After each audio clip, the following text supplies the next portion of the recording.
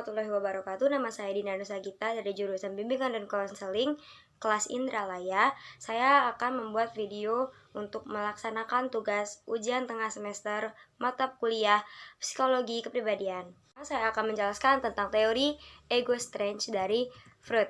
Dalam teori kepribadian psikoanalitik Sigmund Freud, kekuatan ego adalah kemampuan ego untuk menangani secara efektif tuntutan id, ego, dan juga superego. Mereka yang memiliki kekuatan ego yang kecil, kemungkinan mereka akan merasa terbelah antara tuntutan-tuntutan id, ego, dan juga superego ini.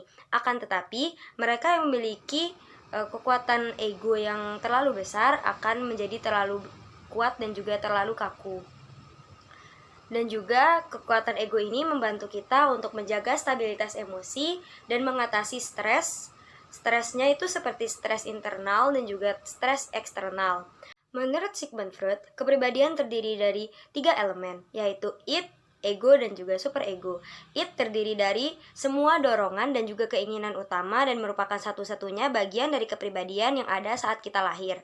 Sedangkan superego adalah semua dari bagian kepribadian kita yang terdiri dari standar dan juga aturan-aturan yang kita peroleh dari orang tua dan juga lingkungan masyarakat selama kita tinggal.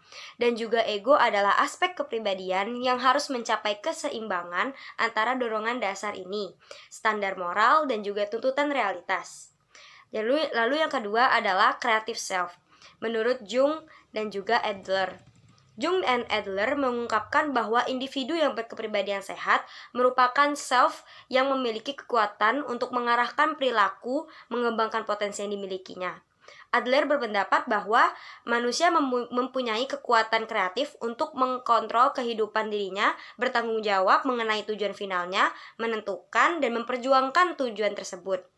Lalu yang ketiga adalah mampu melakukan kompensasi bagi perasaan inferiornya, menurut Adler.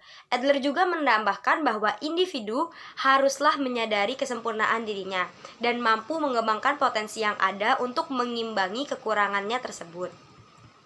Lalu, kepribadian sehat, saya akan menjelaskan kepribadian sehat menurut 3 teori ini. Yang pertama adalah teori ego strength, creative self, dan juga yang terakhir adalah teori mampu melakukan kompensasi bagi perasaan inferiornya dari Adler.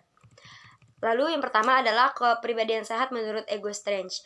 Ego dari individu yang berkepribadian sehat memiliki kekuatan untuk mengendalikan dan mengatur id, ego, dan superegonya, sehingga ekspresif primitif id berkurang dan ekspresi yang sesuai dengan situasi yang muncul tanpa adanya depresi dari ego. Maksud saya adalah tanpa adanya represi dari ego secara berlebihan. Contohnya adalah Salsa dan Nita adalah 2 kakak beradik. Salsa ini sudah hampir 3 hari ingin membeli suatu baju dari model brand favoritnya.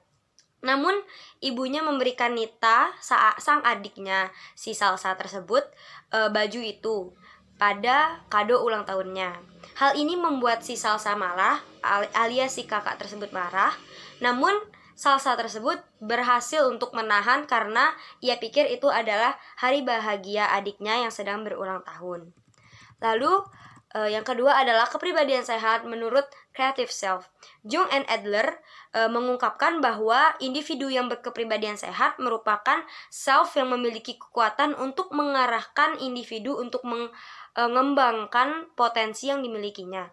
Contohnya adalah Ara menyadari bahwa ia memiliki kelebihan dalam seni tari. Maka karena ia menyadari kelebihan tersebut, ia bergabung dengan organisasi tari atau mungkin sanggar tari untuk mengembangkan kemampuannya sehingga ia dapat meningkatkan potensi dan juga bakat yang ia miliki dengan berlatih secara serius. Lalu, yang terakhir adalah kepribadian sehat menurut mampu melakukan kompensasi bagi perasaan inferiornya dari Adler. Nah, individu yang sehat secara psikologis selalu berjuang untuk keberhasilan semua manusia karena memiliki minat sosial.